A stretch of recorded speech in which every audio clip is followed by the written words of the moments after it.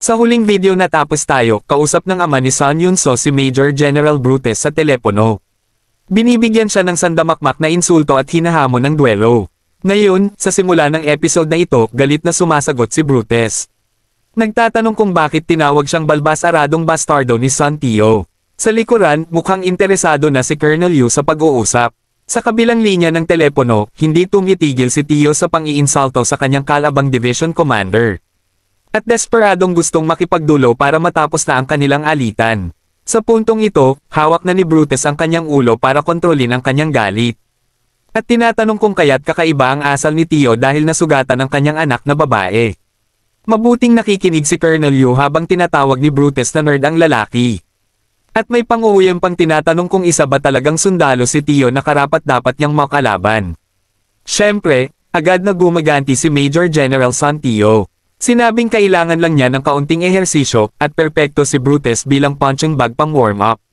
Sa wakas, umaasta si Brutus na siya ang mas nakatatanda at sumisigaw na napakabata ng asal ni Tio.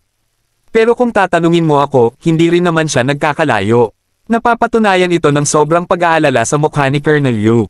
Tahimik na nagmamasid habang hindi maipaliwanag ni Brutus na hindi niya kasalanang nasugatan ng anak ni Tio sa pagsasanay. Dito na lumampas sa linya si Tio at sinabing hindi man lang nakapag-asawa si Brutus. Kaya't hindi niya maiintindihan ang damdamin ni Tio. Sa wakas, pumutok na ang galit ng balbas-aradong dragon, sinira ang telepono habang pinupukpok ang mesa. Nagtatanong kung nasaan ang bastardo na napakadesididong makipagduelo. Pero syempre, wala na siyang kausap dahil basag na ang kanyang telepono. At kami ni Colonel Yu ay parehas na nagtataka kung nasa tamang pag-iisip pa ba ang taong ito. Patuloy siyang nag-ahadjust ng mga pagbabante kay Tio, at nagagalit kapag hindi siya nasasagot. Sa huli, bumabalik siya sa bagay na unang nakapagpagalit sa kanya. Sumisigaw siya na hindi siya nagpakasal sa sariling kagustuhan, hindi dahil walang gustong magpakasal sa kanya.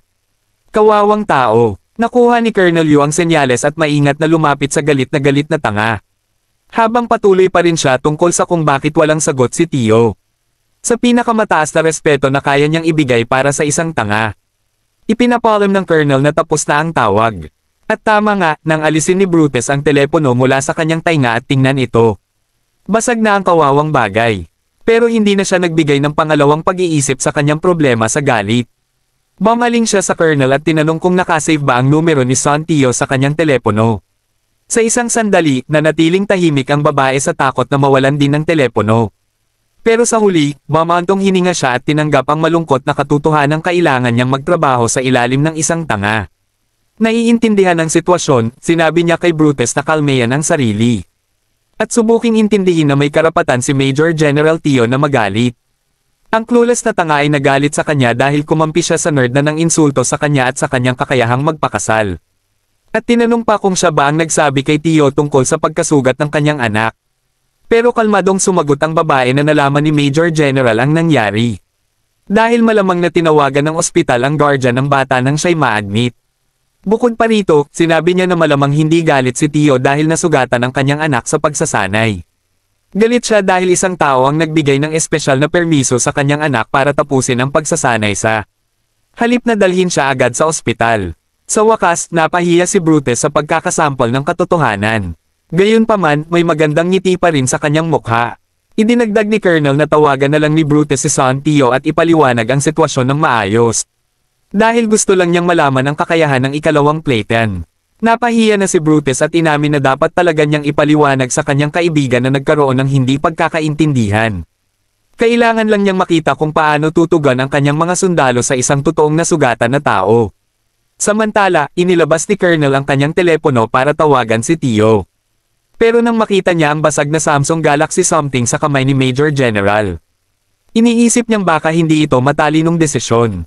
At matapos pag-isipan ng mabuti, ibinaba niya ang telepono at sinabing ilalagay na lang niya ang tawag sa speakerphone.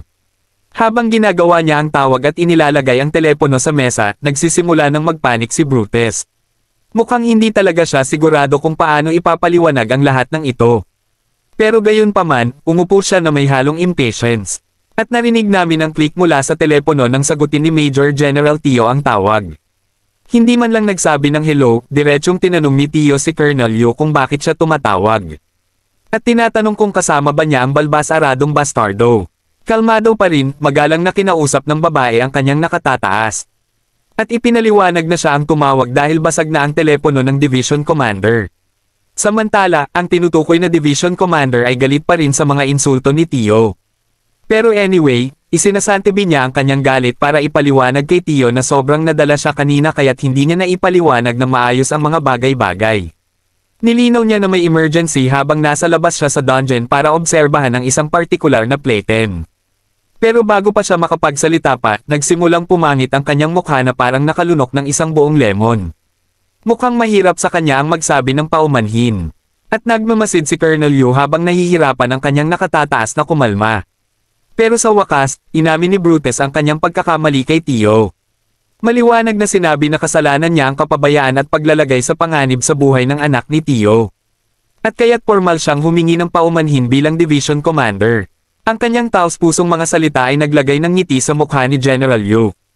Na napagtanto na sinubukan ni Brutus na intindihin ang damdamin ng isang magulang. Sa kabila ng hindi siya mismo nagkaroon ng anak. Pero alam mo, nasira agad ang mood ng buksan ni San Tio ang kanyang bibig sa kabilang linya ng telepono. At tinanong si Brutus kung ano bang pinagsasasabi niya. May mga ugat na halos pumutok sa kanyang mukha. Nagkomento si Major General na malamang gumagawa lang ng dahilan si Brutus para iwasan ang duelo dahil natatakot siya. Kaya't sa halip, hinihingi niya ang pangalan at unit ng bastardo na nagbuhat sa kanyang anak sa kanyang likod. Nakupuok mukhang galit ang tatay dahil ang kanyang anak na babae ay binuhat ng ibang tao. Maging si Colonel Yu at Brutus ay hindi makapaniwala sa impormasyong ito. Nakatitig lang sila ng walang imak sa telepono sa gitna ng kawalan. Dito na tuluyang ipinaalam ni General Sun ang dahilan ng kanyang galit. Galit siya dahil pinayagan ni Brutus na may ibang taong magbigay ng piggyback ride sa kanyang anak. Maging si Colonel Yu at Brutus ay tila hindi kayang maintindihan ang impormasyong ito. Tahimik lang silang nakatitig sa telepono na tila nagkakahiyaan. Dito na ipinaliwanag ni General Sun ang dahilan ng kanyang galit. Galit na galit siya dahil pinayagan ni Brutus na may ibang magbigay ng piggyback ride sa kanyang anak. Halos itanong na ulit ni General ang pangalan ng lalaking nang ahas na kargahin ang kanyang anak. Ngunit si Colonel Yu na ang nagdesisyong tapusin ang tawag upang maiwasan ang paglala ng sitwasyon. Siyempre, agad ding tumunog muli ang kanyang telepono. Dahil kailangan pa rin ni Tio ang pangalan at nagsisimula ng mag-alala si Colonel Yu sa lahat ng ito. Hindi tumitigil ang pagtunog ng telepono. Kaya sinilip ng babae kung paano hinaharap ni Brutus ang sitwasyong ito. Gaya ng inaasahan, galit na galit ang lalaki. Kinailangan niya ng matinding lakas ng loob para humingi ng tawad sa kanyang mga pagkakamali. Ngunit sa bandang huli, napagtanto niya na galit ang tao sa kabilang linya para sa isang bagay na hindi makatuwiran at walang kinalaman. Natarante si Colonel Yu, at ginawa ang lahat ng makakaya upang pigilan si Brutus sa pagsabog ng galit. Pero tila huli na ang lahat. Dahil hindi na maitago ni Brutus ang kanyang galit at inutusan si Colonel na ihanda ang sasakyan. Inilabas niya ang lahat ng kanyang inis sa kawawang sofa. Umatras ng dahan-dahan si Colonel Yu, nag-iingat. At tinanong ang Major General kung saan sila pupunta. Pagkatapos, mamaling ang kamera sa galit na mukha ng Hangul. Na halos baliin na ang sariling mga ngipin habang inuutusan si Colonel Yu na itigil ang lahat ng kanyang mga plano. Dahil tatanggo sila agad sa dibisyon ni San Tio. Sa puntong ito, tahimik na tinatawag ni Colonel Yu ang dalawa bilang mga Hangul sa kanyang isipan. At sawang-sawa na siya sa kanilang mga utak na punong-puno ng kalokohan at puro laban lamang ang alam. Samantala, ang taong dahilan ng lahat ng kaguluhang ito, ay naglalakad lamang sa mga pasilyo na walang pakialam sa mundo. Ang totoo, sobrang saya niya sa libreng manok na nakuha niya sa cafeteria. At ito lang talaga ang laman ng kanyang isipan. Kahit kumakanta at nakalagay ang mga kamay sa bulsa, walang sandali sa buhay ni Menja na masasabing boring sa anumang sukatan. Dahil sa isang sulok ng dilim sa kanyang kanan, naghihintay ang kanyang maliit na alagad na may malasexing pose para makaagaw ng atensyon ng kanyang amo. Siguradong napansin ng ating bida ang kakaiba sa gilid ng kanyang mata habang naglalakad. Kaya huminto siya para tiyakin ang kanyang hinala. Nang bigla niyang ibaling ang ulo pabalik para tingnan kung ano ang nakita niya. Labis na tuwa ang naramdaman ng maliit na alagad nang mapansin siya ng kanyang amo. At hindi mapigilan ang pagtalon-talon gamit ang kanyang maliliit na kamay at paa. Siyempre, hindi napansin ng ating bida ang mga cute na galaw ng alagad. Dahil abala siya sa pagkairite sa paulit-ulit na paglabas ni Tiny sa mga pampublikong lugar. Kaya't kinuha niya ang maliit na nilalang sa ulo. Ipinasok sa kanyang bulsa. At tumakbo palabas ng pasilyo upang makausap ito ng pribado. Nahanap niya ang isang tahimik na sulok ng gusali kung saan walang dumadaan. At pagkatapos tiyakin na walang tao sa paligid, pinalabas niya ang maliit na demonyong anino. Binalaan ni Menjan ang kanyang alagad na huwag nang magpakita muli sa pampublikong lugar. At tinanong ito kung bakit siya hinanap. Tila nalito ang demonyong anino. At sinimulan nitong ipaliwanag gamit ang kakaibang senadorias na wika nito, na tiniyak niyang walang tao sa paligid nang siya ay magpakita. Alam ni Menjan ang totoo.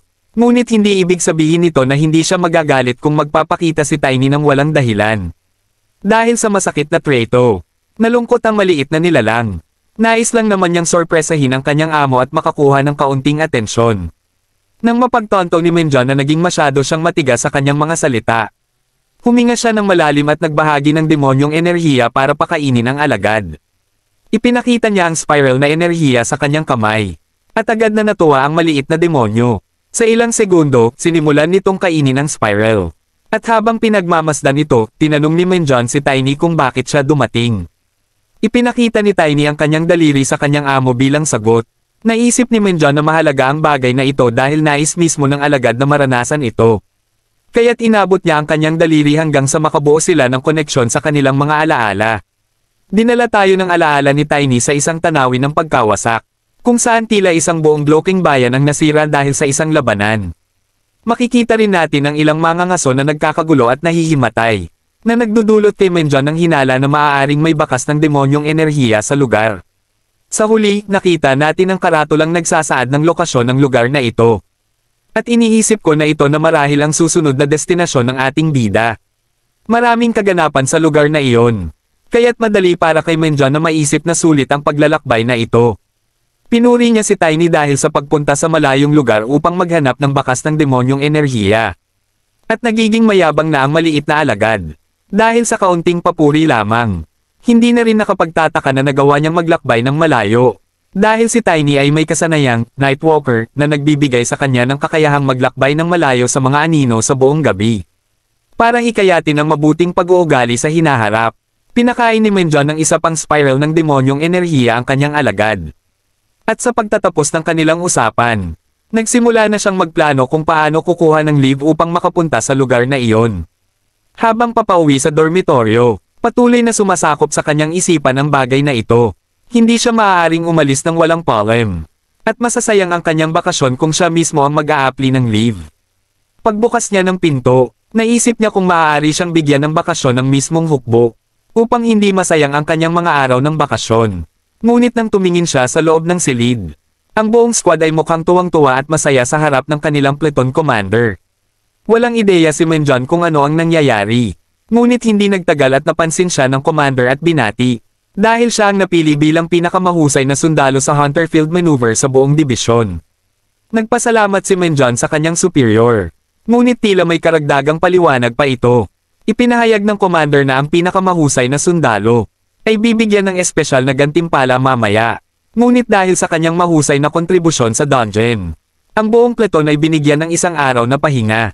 Ito na mismo ang hinihintay ni Menjan. Kaya't hindi na nakakapagtaka na parang kumikislap ang kanyang mga mata sa tuwa. Walang sinayang na oras, tinanong niya ang commander kung maaari niyang gamitin ang kanyang day off bukas. Nalabis na ikinagulat ng lahat. Hindi ito imposible. Ngunit nagtanong ang commander kung bakit nagmamadali si Menjan na gamitin ito agad. Siyempre, hindi ipapaliwanag ng ating bida ang kanyang mga plano. Sinabi lang niyang may kailangan siyang gawin. At may gagawin siyang pribadong bagay bukas. Dahil walang sino man ang makakatanggi sa psycho na laging gumagawa ng mga bagay sa sarili niyang bilis. Wala nang nagtanong pa sa kanyang dahilan. At pagkatapos ng maikling pag-uusap, pinayagan ng commander ang kanyang leave para sa susunod na araw. Na hindi naman kinalimutang pasalamatan ni Menjan. At dito tayo, nasa Huechen. Ang lugar ng pagkawasak na ipinakita ni Tiny sa alaala. Dumating nga si Menjan sa tamang lokasyon. Ngunit hindi ito ang inaasahan niyang makita. Isang grupo ng mga babaeng mangangaso ang abala sa paglilinis at pagsanitize ng lugar, at nang mapansin nila ang isang anino na biglang tumayo malapit sa kanila, tinutok ang kamera sa ating bida na may sobrang bored na ekspresyon sa mukha. Para sa kanya, parang tapos na ang sitwasyon, pero hindi niya maintindihan kung bakit ang daming babaeng mangangaso sa lugar. Tumayo siya ng awkward habang sinusubukang intindihin ang sitwasyon, at napag-isipang kailangan niyang tanungin si Tiny na ibalik ang lahat ng demonic energy na pinakain niya rito kanina, dahil wala siyang makitang magagawa dito. Pero biglang may pamilyar na boses na tumawag sa kanyang pangalan, at nang tinanggal ng babae ang kanyang mask para ipakita ang kanyang mukha, nakita natin na ito ang paborito nating si Sun Yun-so, na mukhang medyo nalilito kung bakit nandito si Minjun. Balikan natin ng kaunti ang oras upang makuha natin ang paliwanag kung ano ang nangyayari. Bago pa man dumating si Minjun, abala na ang mga babae sa pagsanitize ng buong lugar ng pagkawasak. Isang babaeng corporal na may kulay rosas na buhok ang pagod na at iritado, hindi niya maintindihan kung bakit kailangan nilang gawin ang isang napaka-boring na trabaho pagkatapos ng kanilang Hunter Field Maneuver Training. Ang matangkad na babaeng may maitim na buhok na nasa tabi niya ay isa ring corporal, at alam niyang hindi maganda ang naging resulta ng kanilang training, kaya't isang uri ito ng parusa mula sa kanilang battalion commander na si Colonel Yu. Gayunpaman, hindi mapigilan ng maliit na babaeng may kulay rosas na buhok na magreklamo. Masama man ang resulta, pagod na ang lahat, at ngayon kailangan pa nilang linisin ang lugar pagkatapos ng isang monster outbreak nang hindi man lang nagpapahinga. Sa kabilang banda, masaya na ang matangkad na babae na hindi sila bahagi ng attack team na humarap sa rumaragasang mga halimaw na tumagos mula sa dungeon gate. Habang abala sa pagmumura at pagrereklamo ang kulay rosas na babae, napansin naman ng matangkad na babae ang isang pamilyar na tao sa gilid niya. Kahit mula sa malayo, makikita mo ang asul na buhok ng babae at mahuhulaan mong ito ang si Sun Yun-so, na gaya ng dati ay todo sa kanyang mga tungkulin. Lumapit ang corporal kay Yun-so at tinanong kung maayos na ba ang kanyang sugat, sabay pakiusap na huwag masyadong magpakapagod sa trabaho. Tulad ng dati, seryoso si Yun-so at tumayo sa atensyon sa harap ng corporal, sabay sabi na siya'y lubos ng nakabawi. Pinuri ng matangkad na corporal ang mabilis na paggaling ni Yun-so, pero bilang kanyang nakatataas, pinayuhan niya itong mag-ingat muna at magpahinga. Mukhang talagang pinapahalagahan ni Yun-so ang pag-aalala ng corporal para sa kanya, at nagpasalamat sa patuloy nitong pag-aalala. Bigla nilang narinig ang bulungan mula sa ibang mga babae na nagtatanong kung ano ang ginagawa ng isang lalaking mangangaso dito. Bagamat hindi alam ng corporal kung ano ang nangyayari, agad namang nakilala ni Yun-so ang tao. Tama, siya ay walang iba kundi ang ating bida, at bagamat alam ng ilang babae na galing siya sa parehong dibisyon, walang nakakaalam ng higit pa tungkol sa kanyang pagkakakilanlan. Dito na natin inabot ang nakaraang kabanata, kung saan inalis ni Yun-so ang kanyang mask upang ipakita ang kanyang magandang mukha, sabay tingin sa kanyang paboritong mangangaso, na siya ring nagdala sa kanya sa likod upang tapusin ang kanilang pagsasanay. Sa kabilang banda, hindi masyadong masaya si Minjun, at litong-lito siya kung bakit narito ang batang babae, marahil dahil hindi niya inaasahang makilala habang gumagawa ng isang madilim na gawain. Lumapit si Yun-so, at nagkaroon sila ng kaunting tensyon sa harap ng iba pang babaeng tropa, na tila namanghasa. Presensya ng isang lalaking sundalo sa kanilang gitna. Sa kalmadong ekspresyon, tinanong ni Yun-so kung ano ang ginagawa ni Kim Minjun sa lugar na ito, dahil ang babaeng batalyon lang ang ipinatawag dito para sa suporta. Sa kanyang pagkairita, sumagot si Minjun na nandito siya para magbakasyon.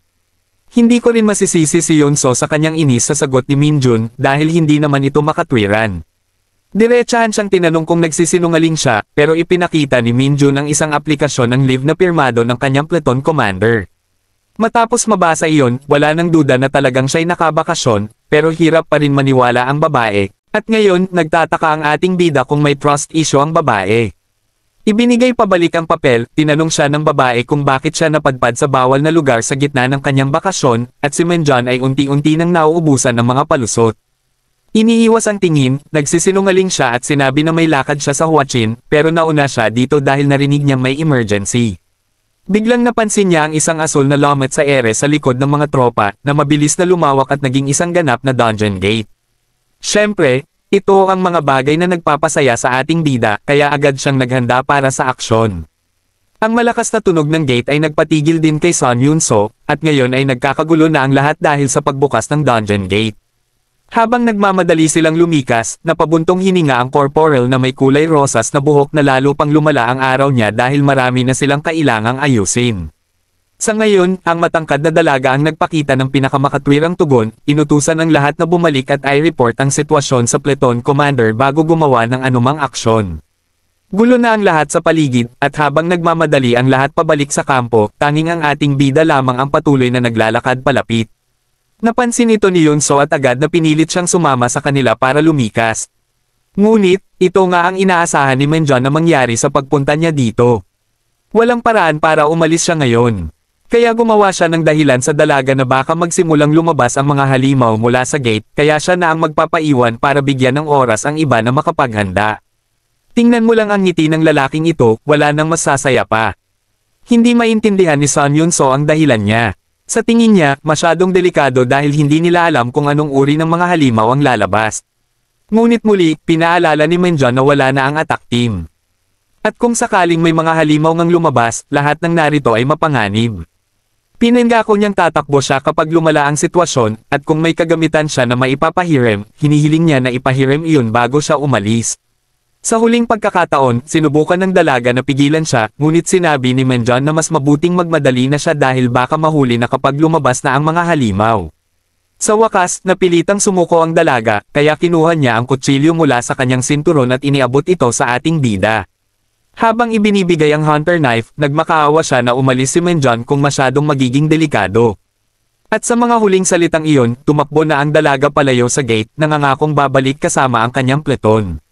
Ngayon na wala ng tao, malaya na ang ating bida para harapin ang gate at maghanda para sa aksyon na inaasam niya. Lumapit siya sa gate, iniisip na maraming halimaw ang pumipili na huwag lumabas mula sa dungeon gate kapag bumukas ito sa mundo ng tao.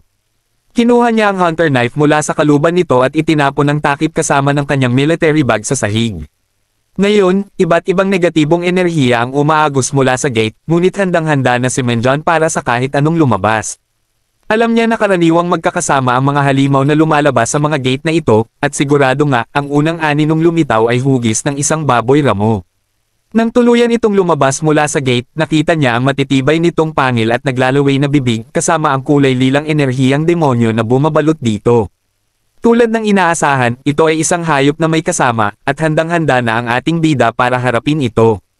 Kasunod ng unang baboy ramo, dumagsa ang iba pang pula na baboy mula sa gate, at ang nasa unahan ay tila nakatutok na ang mata kay Menjon, handang sumugod habang umuungol sa galit. Mukhang mabaho ang mga ito, dahil kahit si Menjon ay napilitang takpan ang ilong nang lumapit ang mga ito. Habang abala siya sa pag-iwas sa amoy, paparating na ang mga ito na handang samagasa sa kanya. Ngunit imbes na tumakbo, inihanda ni Menjon ang kanyang kutsilyo at sumugod pabalik. Nagsimula siya sa pamamagitan ng pagpapakawala ng mga madidilim na pana mula sa kanyang palad, ngunit sa gulat niya, tila tumalbog lang ito sa matigas na balat ng mga baboy ramo. Mukhang hindi sapat ang i-ranked skill niya para tumago sa balat ng mga nilalang, pero hindi ibig sabihin na wala ng ibang paraan si Menjon. Tumalon siya sa ere para iwasan ang direktang bangga ng mga halimaw. Habang naguguluhan ang mga baboy ramo dahil nawala agad ang target nila, handa na ang ating bida sa ere para umulan ng mabilis na mga saksak sa iba't ibang direksyon, banibiyak ang mga halimaw ng mabilis.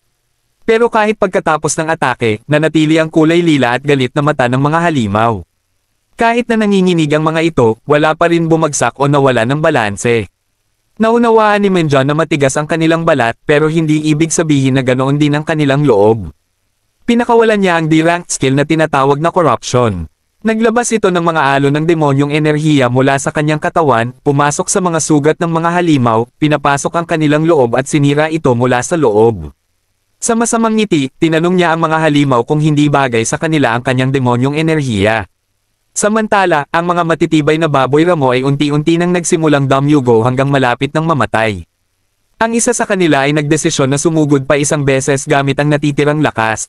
At sa katunayan, pabor pa ito sa kanya dahil napatay ng hanggal na pangkat ng mga baboy ang kanilang kaibigan sa pamamagitan ng pagsugod dito. Panahon na para makinabang, kaya sinimulan ng ating bida na sumipsip ng demonic energy mula sa mga napatay na nilalang. Sa loob lamang ng ilang segundo, nagsimulang mawala ang liwanag sa mga mata ng halimaw. At ang huling natitirang ilan ay bumagsak na rin sa kanilang mga tuhod matapos masipsip ang kanilang lakas mula sa kanilang mga katawan. Ngayon na sila'y malapit ng mamatay, bumalik ang ating bida dala ang kanyang kutsilyo upang tapusin ang laban. Sa isa pang serye ng mabilis na hiwa, nagawa na niyang putulin ang mga hayop sa huling pagkakataon upang wakasan ang kanilang kaawa-awang buhay. At dahil dito, nagsimulang maglabasan ang mga notification na nagpapalam sa kanya ng kanyang mga nagawa. Tumaas ng 3 puntos ang kanyang demonic energy stat, at ang kanyang Nightwalker skill ay umangat sa bagong antas. Bukod dito, dahil humahawak siya ng espada, tumaas din ng isang antas ang kanyang basic swordsmanship skill. Ngayon na natapos na niya ang mga sumugod muna, naghahanda si Menjon na harapin ang susunod na alon ng mga halimaw. Umaasa siya na mas marami pa ang susunod at sabik na siyang sipsipin ang lahat ng kanilang demonic energy. Ngunit biglang naputol ang kanyang kasabikan nang marinig niyang may tumatawag sa kanya mula sa likuran. Lumingon siya upang tingnan kung ano ang nangyayari, at mukhang bumalik na si Sun Yun-so kasama ang kanyang mga kaibigan na ngayon ay handa na para sa labanan. Hindi inaasahan ng ating bida na darating sila agad, at sinalubong siya ng malakas na pagyugyog sa kanyang mga balikat ng isa sa mga babae. Ang babaeng may maikling buhok na ito ay ang commander ng pleton ni Yun-so, at tila desperado siyang malaman kung nasugatan ba ang ating bida ng mga halimaw. Siyempre, sumagot si Menjon na walang nangyari, ngunit nahihirapan ang commander na maniwala. Sinuri siya mula ulo hanggang paa para sa anumang sugat at tinanong kung bakit siya nanatili para labanan ang mga halimaw mag-isa. Sabi ni Menjon. Muli, pareho pa rin ang sagot ni Menjon, sinasabi niyang kailangan niyang manatili upang magbigay ng oras para sa iba. Ang kanyang mga salita ay nagdudulot ng maraming pink na puso at mga love bubble sa mga uhaw na babae sa pleton. Kasi, kung tutuusin, ang mga kawawang babaeng ito ay hindi nakakakuha ng kahit anong aksyon sa militar. Sa kabilang banda, galit ang ating bida dahil dumating sila at sinira ang buong layunin ng kanyang bakasyon. Hindi man lang siya nakapasok sa loob ng gate. Sa wakas, tinanong siya ng pleton commander tungkol sa unit number ng lalaki at kung ano ang ginagawa niya dito. Kinuha ng ating bida ang kanyang pinirmahang leave paper at ipinaliwanag na siya si Kim Menjon mula sa 2nd Company ng 2nd Battalion. Siniguro ng babaeng commander ang leave, at tahimik na tumingin si Yun-so sa malayo upang makita kung magbabago ang reaksyon niya pagkatapos. Natural, tinanong ng commander kung bakit ang isang corporal ay naglalakad sa isang restricted area sa kanyang bihirang holiday, at iniisip kung ito ba'y dahil malapit lang siya nakatira. Hindi naman iyon ang kaso, kaya binigay ng ating bida ang parehong dahilan na sinabi niya kay Yun-so, na may negosyo siya sa lugar at dumaan siya upang tumulong nang marinig niyang may gate na bumukas malapit. Bilang isang mapagsuspetsang tao, nahihirapan ang commander na tanggapin ang paliwanag ng sundalo, ngunit hindi ito nangangahulugang ganoon din ang pakiramdam ng ibang mga babae. Sila'y nahuhulog sa ating bida dahil sa kanyang makabayang aksyon. Hindi nakikita ang punto sa patuloy na pagtatanong, tumalikod ang commander at inutusan ang lahat na umalis sa lugar hanggang dumating ang investigative unit at attack team upang maayos na maresolba ang sitwasyon sa gate. At nang umalis na siya, ang natitirang mga babae ay sumugod papunta sa ating bida upang magtanong ng napakaraming katanungan na hindi niya gustong sagutin. Huminga ng malalim ang commander matapos masaksihan ang hindi kaaya-ayang uhaw na ugali ng kanyang mga tauhan, at si Yun-so na lang ang natirang nanunood mula sa malayo. Samantala, inis na ang ating bida sa lahat ng bagay, at tanging hiling niya na umalis na silang lahat at hayaang siya na lang ang pumasok sa gate upang ito ay malinis. Mukhang hindi sapat para sa kanya ang palibutan ng mga maiinit na babaeng sundalo, pero mukhang iba ang kanyang mga prioridad. Sa anumang kaso, iniisip ko kung ang sitwasyon ba sa gate na ito ay tuluyan ng nalutas sa ngayon. Kung gayon, ano ang gagawin ng ating bida sa natitirang oras ng kanyang bakasyon? At paano tatanggapin ng militar ang kanyang bagong tagumpay kapag narinig nila ang ulat sa kalaunan? Abangan sa susunod na episode. Hanggang sa muli!